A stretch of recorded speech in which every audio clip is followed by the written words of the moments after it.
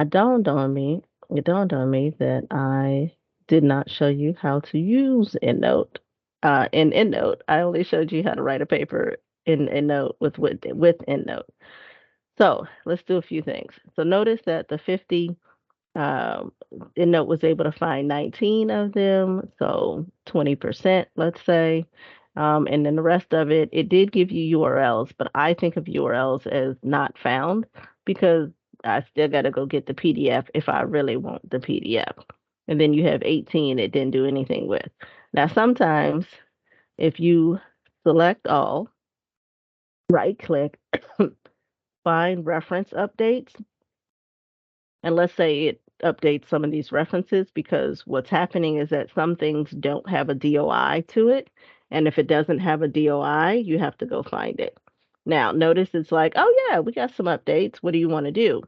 I personally like the full author's name as opposed to just the abbreviations. It just depends on which one you want. I personally will update just the empty fields, not all fields. Because if it's empty, that's what needs to be updated. Otherwise, don't change it. All right, so I'm gonna do that for all of them so that it runs through. Now, like I said, sometimes when you do that, then you rerun it and see how many of these 18 it finds a link for or whatnot. Interesting enough, here's a link for it already. So,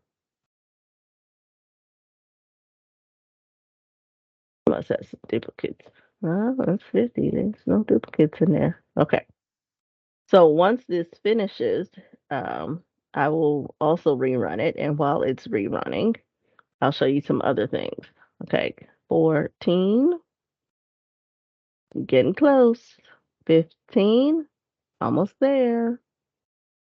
And let me close that so I can show it to you. All right, so good. Now we're all up to date. Now you select that, right click for right clickers, find full text. So now it's going to go find these articles. So now let's go to these PDFs that we already had. This first one, you got some options to open it. You can either open it in EndNote or you can open it in Adobe. Now, what I want you to pay attention to before you open it is when you hover, it tells you where the file is located. It starts with 12379. Okay. And the reason why that's important is I'll tell you in a second. So if you click on open with Adobe, and the reason why I'm opening with Adobe is because I like the features in Adobe better. But EndNote has great features as well. But sometimes you want some extra.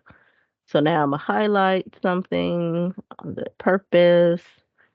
I like this sentence over here on the comparison in different countries.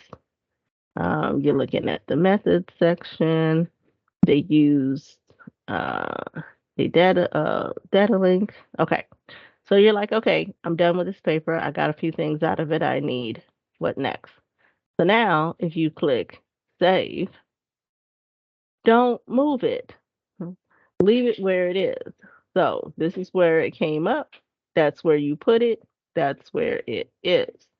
So you click save. It might tell you it's duplicate, and yes, replace that one. And then I'm going to close.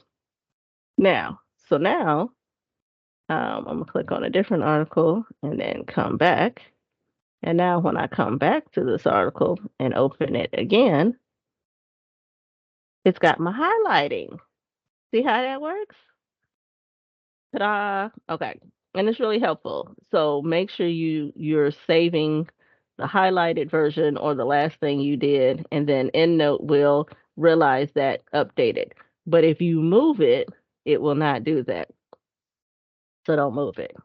And now you're saying to yourself, okay, cool, I got that. What if I need to edit this citation because something is wrong? Great. Absolutely.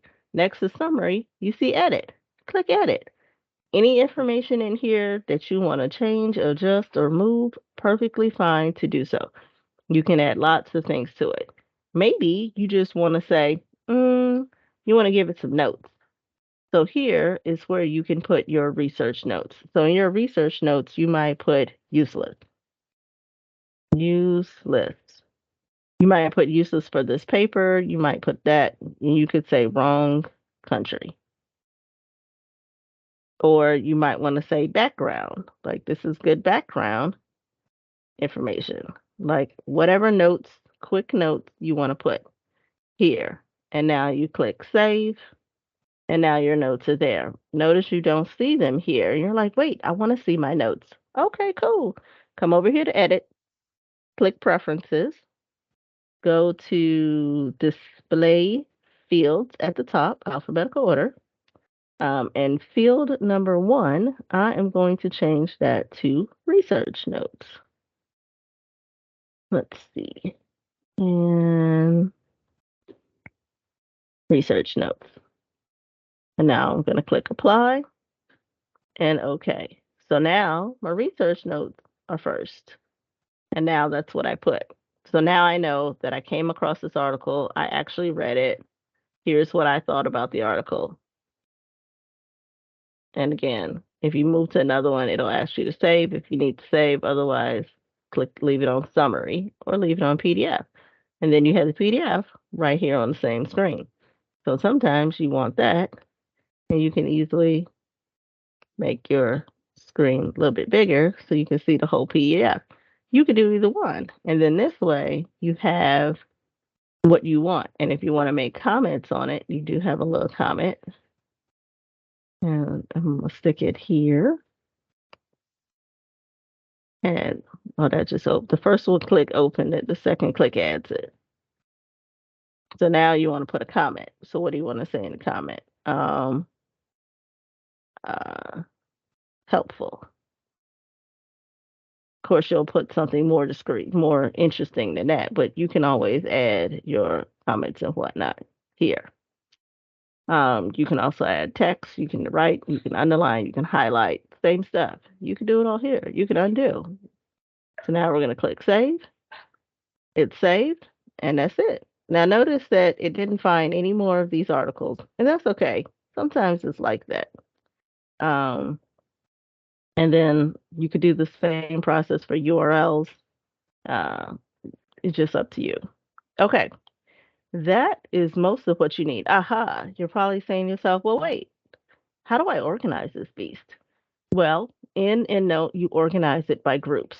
So you would click on groups and then create groups, but only if you're like on an article. No, you got to get out of find full text. Come up here to all references. So let's say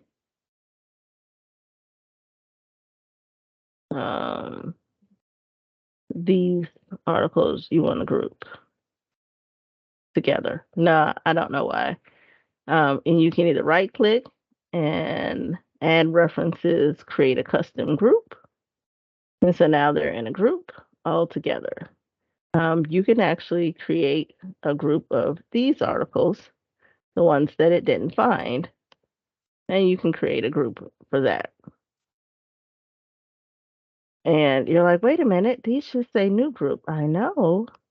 If you click on it, you'll get rename group. So now you can name the group No PDF. Name whatever you want. This is yours until you graduate. So what does that mean? That means you can keep all the references, but the software itself won't update anymore after. And if you're ever having trouble, you should come to help check for updates. You just want to always run that. Make sure you have the latest and greatest. And you see, I didn't. So now, because I'm not writing a paper, I'm going to go ahead and update mine. Although I probably should wait till I do another video. Okay, that is everything. Thank y'all. See you later. If you have any questions, feel free to reach out to me. Teams, text, email, chat.